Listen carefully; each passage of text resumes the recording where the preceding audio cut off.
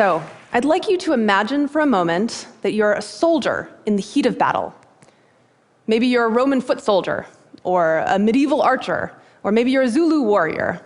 Regardless of your time and place, there are some things that are constant.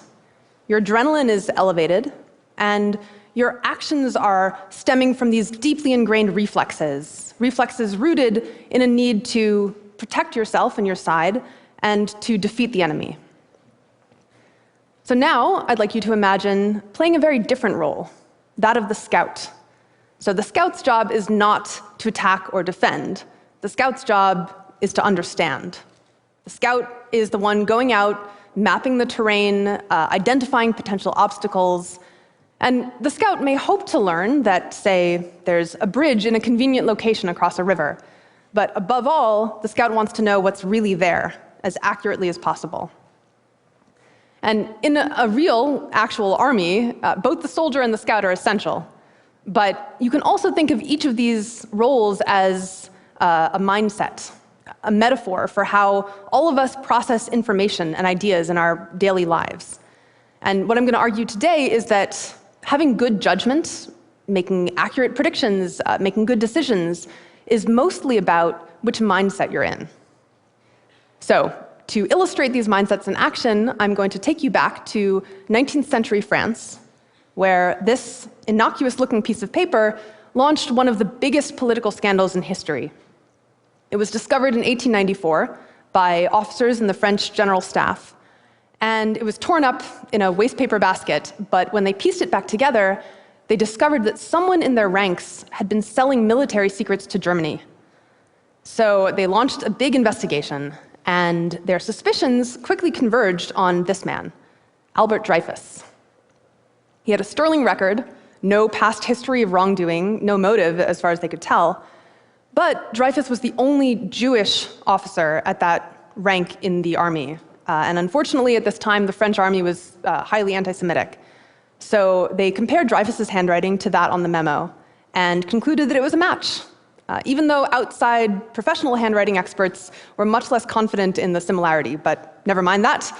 They went and searched Dreyfus's apartment, looking for any signs of espionage. They went through his files, and they didn't find anything. And this just convinced them more that Dreyfus was not only guilty, but sneaky as well, because clearly he had hidden all of the evidence before they had managed to get to it. Next, they went and looked through his personal history for any incriminating details. They talked to his teachers. They found that he had studied foreign languages in school, which clearly showed a desire to conspire with foreign governments later in life. His teachers also said that Dreyfus had a good memory. He's known for having a good memory, which was highly suspicious, right? Because a spy has to remember a lot of things. So the case went to trial, and Dreyfus was found guilty. And afterwards, they took him out into this public square and ritualistically tore his insignia from his uniform and broke his sword in two. This was called the degradation of Dreyfus. And they sentenced him to life imprisonment on the aptly named Devil's Island, which is this barren rock off the coast of South America. So there he went, and there he spent his days alone, writing letters and letters to the French government, begging them to reopen his case so they could discover his innocence. But for the most part, France considered the matter closed. So one thing that's really interesting to me about the Dreyfus affair is this question of why the officers were so convinced that Dreyfus was guilty. I mean, you might even assume that they were setting him up, that they were intentionally framing him, but historians don't think that's what happened. As far as we can tell, the officers genuinely believed that the case against Dreyfus was strong, which makes you wonder, what does it say about the human mind that we can find such paltry evidence to be compelling enough to convict a man? Well, this is a case of what scientists call motivated reasoning. It's this phenomenon in which our unconscious motivations, our desires and fears, shape the way we interpret information. So some information, some ideas feel like our allies, and we want them to win, we want to defend them. And other information or ideas are the enemy, and we want to shoot them down. So this is why I call motivated reasoning soldier mindset. And probably most of you have never persecuted a French Jewish officer for high treason, I assume. But maybe you've followed sports or politics. So you might have noticed that when the referee judges that your team committed a foul, for example, you're highly motivated to find reasons why he's wrong. But if he judges that the other team committed a foul, awesome, that's a good call. Let's not examine it too closely. Or maybe you've read an article or a study that examined some controversial policy, like capital punishment. And as researchers have demonstrated, if you support capital punishment and the study shows that it's not effective, then you're highly motivated to find all the reasons why the study was poorly designed. But if it shows that capital punishment works, awesome, it's a good study. And vice versa, if you don't support capital punishment, same thing. Our judgment is just strongly influenced, unconsciously, by which side we want to win. And this is ubiquitous. This shapes how we think about our health, our relationships, how we decide how to vote, what we consider fair or ethical. And what's most scary to me about motivated reasoning or soldier mindset is how unconscious it is. We can think we're being objective and fair-minded and still wind up ruining the life of an innocent man. However, fortunately for Dreyfus, his story is not over. This is Colonel Picquart. He's another high-ranking officer in the French army. And like most people, he assumed Dreyfus was guilty. Also, like most people in the army, he was at least casually anti-Semitic. But at a certain point, Picquart began to suspect, what if we're all wrong about Dreyfus? And what happened was that he had discovered evidence that the spying for Germany had continued even after Dreyfus was in prison. And he had also discovered that another officer in the army had handwriting that perfectly matched the memo, much closer than Dreyfus's handwriting.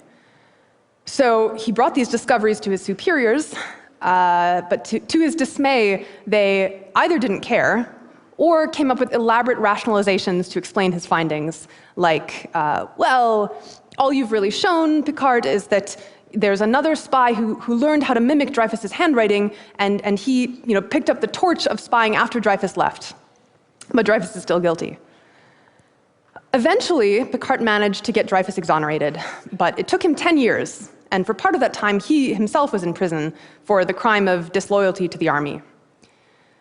So, a lot of people feel like Picquart can't really be the hero of this story because he was an anti-Semite, and that's bad, which I agree with.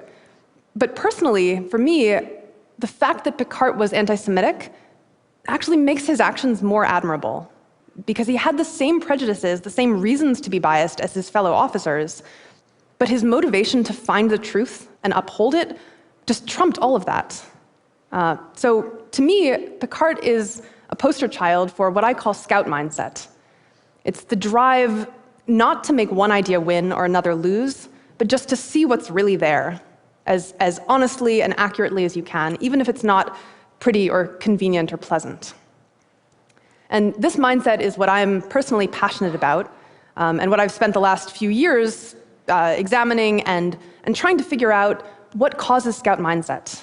Why are some people, sometimes at least, able to cut through their own prejudices and biases and motivations and just try to see the facts and the evidence as objectively as they can? And the answer is emotional. So just as soldier mindset is rooted in emotions like defensiveness or tribalism, scout mindset is too. It's just rooted in different emotions. So for example, scouts are curious. They're more likely to say that they feel pleasure when they learn new information or an itch to solve a puzzle. They're more likely to feel intrigued when they encounter something that contradicts their expectations. Scouts also have different values. They're more likely to say that they think it's virtuous to test your own beliefs, and they're less likely to say that someone who changes his mind seems weak. And above all, scouts are grounded, which means that their self-worth as a person isn't tied to how right or wrong they are about any particular topic. So, they can believe that capital punishment works, and if studies come out showing that it doesn't, they can say, looks like I might be wrong. Doesn't mean I'm bad or stupid, So these traits, this cluster of traits, is what researchers have found, and I've also found anecdotally, predicts good judgment. And the key takeaway I want to leave you with about those traits is that they're primarily not about how smart you are or about how much you know. In fact, they don't correlate very much with IQ at all. They're about how you feel. So there's a quote that I keep coming back to by Saint-Exupéry. He's the author of The Little Prince. And he said, if you want to build a ship, don't drum up your men to collect wood and give orders and distribute the work. Instead, teach them to yearn for the vast and endless sea. In other words, I claim, if we want to really improve our judgment as individuals and as societies, what we need most is not more instruction in logic or rhetoric or probability or economics, even though those things are quite valuable. But what we most need to use those principles well is scout mindset. We need to change the way we feel. We need to learn how to feel proud instead of ashamed when we notice we might have been wrong about something. We need to learn how to feel intrigued instead of defensive when we encounter some information that contradicts our beliefs. So the question I want to leave you with is, what do you most yearn for? Do you yearn to defend your own beliefs? Or do you yearn to see the world as clearly as you possibly can? Thank you.